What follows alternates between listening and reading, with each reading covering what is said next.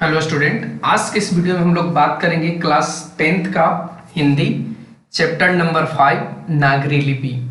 आज के इस वीडियो में हम लोग देखेंगे नागरी लिपि से प्रश्न उत्तर।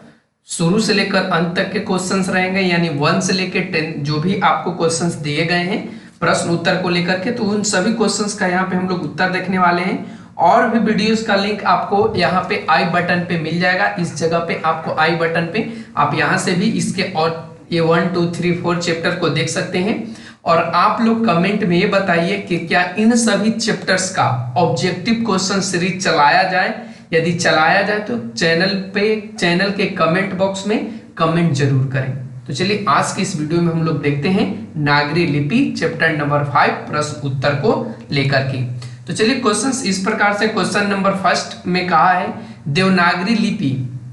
देवनागरी लिपि के अक्षरों में स्थिरता कैसे आई।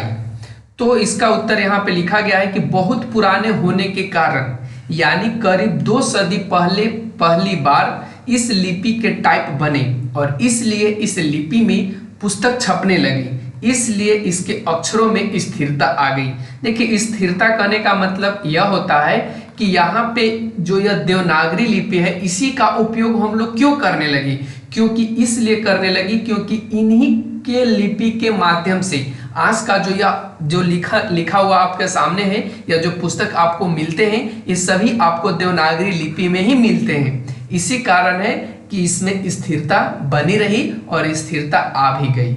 चलते हैं नेक्स्ट क्वेश्चन की तरफ। नेक्स्ट क्वेश्चन में नंबर 2 में कहा है देवनागरी लिपि में कौन कौन सी भाषाएं लिखी जाती है। उत्तर में हमने लिखा देवनागरी लिपि में अनेक भाषाओं में लिखी जाती है। जो देवनागरी लिपि होती है वो अनेक भाषाओं में लिखी जाती है। हिंदी और विविध बोलियां देवनागरी लिपि में लिखी जाती हैं। संस्कृत, पाली, मराठी, कोंकणी, सिंधी, नेपाली, मगही, भोजपुरी, राजस्थानी तथा अन्य भाषाएं भी देवनागरी लिपि में लिखी जाती है।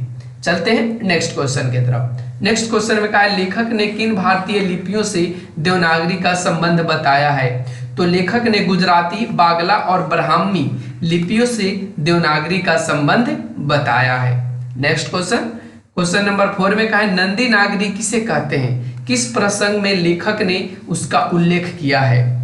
तो उत्तर में लिखा गया है दक्षिण भारत की आरंभिक लिपि को ही नंदी नागरी लिपि कहते हैं। लेखक आरंभिक लेख के प्रसंग में, ध्यान रखेंगे, आरंभिक लेख के प्रसंग में इसका उल्लेख किया है क्योंकि नागरी लिपि लेख दक्षिण भारत से ही मिले हैं। कोंकण के बिसालाहर, मान्यखेट के राष्ट्रकूट, देवगिरी के यादव तथा विजयनगर के राजाओं के लेखों की लिपि नंदी नागरी ही थी।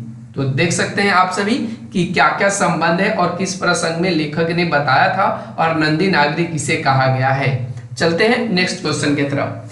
नेक्स्ट क्वेश्चन में कहा गया है कि नागरी लिपि में आरंभिक लेख कहां से प्राप्त हुए हैं, उनके विवरण दीजिए।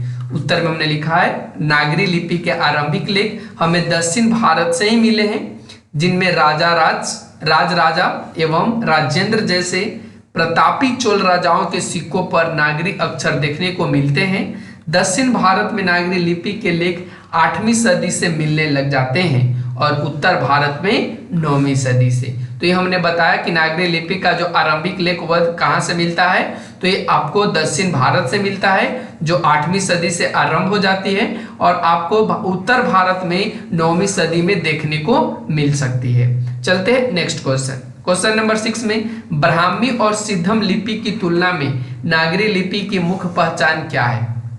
उत्तर में लिखे गुप्त काल की ब्राह्मी लिपि तथा बाद की सिद्धम लिपि के अक्षरों के सिरों पर छोटी आड़ी लकीरें या छोटे ठोस तिकोन हैं। लेकिन नागरी लिपि की मुख्य पहचान यह है कि इसके अक्षरों के सिरों पर पूरी लकीरें बन जाती हैं और ये सिरों रेखाएं उतनी ही लंबी रहती है जितनी की अक्षरों की चौड़ाई। तो यही इसकी तुलना है और इसी में आप ब्राह्मी लिपि और सिद्धम लिपि के तुलना में नागरी को पहचान सकते हैं। चलते हैं नेक्स्ट क्वेश्चन नंबर 7 पे। क्वेश्चन नंबर 7 में कहा है कि उत्तर भारत के किन शासकों के प्राचीन नागरी लेख प्राप्त होते हैं, यानी उत्तर भारत में कौन कौन ऐसे शासक थे जिनके समय में नागरी लेख में नागरी लेख प्राप्त हुआ है या नागरी का उपयोग लोग लिखने में करते थे। तो उत्तर में हमने लिखा है कि उत्तर भारत के इस्लामी शासन के नींव डालने वाली महमूद गजनवी के लाहौर के टॉक्सॉल में ढाले गए चांदी के सिक्कों पर भी हम नागरी लिपि के शब्द देखते हैं। मुहम्मद गोरी, अलाउद्दीन खिलजी, शेरशाह, अकबर आदि शासकों ने भी अपने सिक्कों पर नागरी शब्द खुदवाए थे। इतने ही नहीं, मेवाड़ के गुहिलों, अजमेर के चौहानों, कन्नौज के गढ़वालों, कठियावाड़ के सोलंकियों इत्यादि शासकों के लेख नागरी लिपि में अंकित हैं। तो ये सभी कौन से भारत के शासक रहे हैं? तो उत्तर भारत के शासक थे जिन्होंने नागरी लिपि का उपयोग अपने ही सिक्कों पर किया था। चलते हैं नेक्स्ट क्वेश्चन पे। क्वेश्चन नंबर 8, नागरी को देवनागरी क्यों कहते हैं? लेखक इस संबंध में क्या बताता है? तो उत्तर में एक मत के अनुसार देवनगर काशी में प्रचलन के कारण इसका नाम देवनागरी पड़ा, और दूसरा पादत तंदिकम, देखिए यहाँ से पाद ताड़िकम नामक एक नाटक से जानकारी मिलती है कि पाटलिपुत्र, जिसे पटना कहा जाता है, वो नगर कहते थे। हम यह भी जानते हैं कि स्थापत्य की उत्तर भारत की एक विशेष शैली के नाम को नागर शैली कहते हैं। अतः नागर या नगरी शब्द उत्तर भारत की सबसे बड़े नगर के संबंध को रखता है। असंभव नहीं है कि यह बड़ा नगर प्राचीन पटना ही हो। चंद्रगुप्त द्वितीय, जिसको विक्रमादित्य का भी उपाधि धारण था, का व्यक्तित्व नाम देव था, इसलिए गुप्तों की राजधानी पटना को देवनगर भी कहा जाता होगा। देवनगर के लिपि होने से उत्तर भारत की प्रमुख लिपि को बाद में देवनागरी लिपि नाम दिया गया होगा।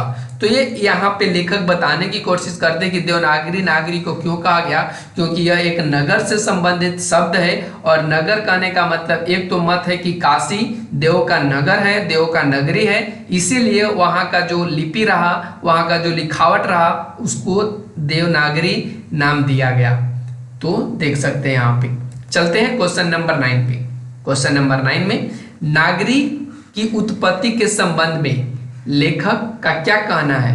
पटना से नागरी का क्या संबंध लेखक ने बताया है? तो आइए देखते हैं। इतना सत्य है कि नागरी शब्द किसी नगर अर्थात किसी बड़े शहर से संबंधित है।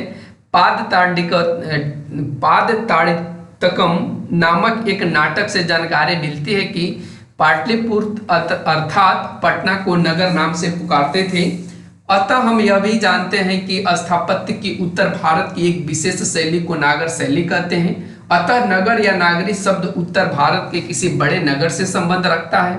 विद्वानों के अनुसार उत्तर भारत का यह बड़ा नगर निश्चित रूप से पटना ही होगा। चंद्रगुप्त द्वितीय विक्रमादित्य का व्यक्तिगत नाम देव था, इसलिए गुप्तों की राजधानी पटना को देवनगर कहा जाता था।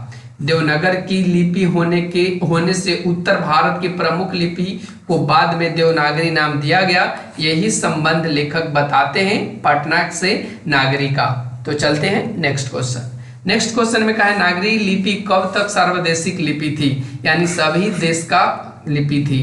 तो हमने लिखा है कि उत्तर ईसा की 8वीं 11वीं सदी में नागरी लिपि पूरे देश में व्याप्त थी, यानी 8वीं और से 11वीं सदी तक। अतः उस समय यह एक सार्वदेशिक लिपि थी। कब तक पूछा है? तो 8वीं से 11वीं तक। चलते हैं नेक्स्ट क्वेश्चन। नागरी लिपि के साथ साथ आज किसका जन्म होता है? इस संबंध में लेखक क्या जानकारी देता है? तो हमने उत्तर में लिखा है नागरी लिपि के साथ साथ अनेक प्रादेशिक भाषाओं का जन्म होता है। 8वीं 9वीं सदी से हिंदी साहित्य का इतिहास भी मिलने लगता है। नेपाल और भारत के जैन भंडारों से भी इस काल के अनेक हस्तलिपियां मिली है। इसी काल में आर्य भाषा परिवार की आधुनिक भाषाएं मराठी, बांग्ला आदि का भी जन्म होता है। तो इस तरीके से यहाँ पे हमने क्वेश्चन नंबर 11 का भी उत्तर दिया। चलिए क्वेश्चन नंबर 12 में गुर्जर प्रतिहार कौन थे? उत्तर में लिखा अनेक विद्वानों का मत है कि ये गुर्जर प्रतिहार बाहर से भारत आए थे। ईसा की 8वीं सदी के पूर्वार्ध में अवंती प्रदेश में इन्होंने अपना शासन खड़ा किया और बाद में कनौज पर भी अपना अधिकार कर लिया था। मिहिर भोज, महेंद्रपाल आदि प्रख्यात प्रतिहार शासक हुए। मिहिर भोज 1840 से 1881 ईस्वी कि ग्वालियर प्रशस्ति नागरी लिपि यानी जो संस्कृत भाषा में है लिखी गई है। तो यहाँ से हमने गुर्जर प्रतिहार को भी देख लिया। चलिए क्वेश्चन नंबर 13। क्वेश्चन नंबर 13 में कहा है कि निबंध के आधार पर कालक्रम से नागरी लेखों से संबंधित प्रमाण प्रस्तुत करें। तो उत्तर में लिखा गया है कि निबंध के आधार पर कालक्रम से नागरी लेखों से संबंधित प्रमाण इस प्रकार मिलते हैं कि 11वीं सदी में राजेंद्र जैसे प्रतापी चेर राजाओं के सिक्कों पर नागर अक्षर देखने को मिलते हैं। 12वीं सदी के केरल के शासकों के सिक्कों पर वीर केरलस्य जैसे शब्द नागरी लिपि में अंकित है। दक्षिण से प्राप्त वर्गुन का पल्यम ताम्रपत्र भी नागरी लिपि में 9वीं सदी की है। 1000 ईस्वी के आसपास मालवा नगर में नागर लिपि का इस्तेमाल होता था। आगे बढ़ें तो कहता है कि विक्रमादित्य के समय पटना में देवनागरी का प्रयोग मिलता है। ईसा की 8वीं से 11वीं सदियों में नागरी लिपि पूरे भारत में व्याप्त थी।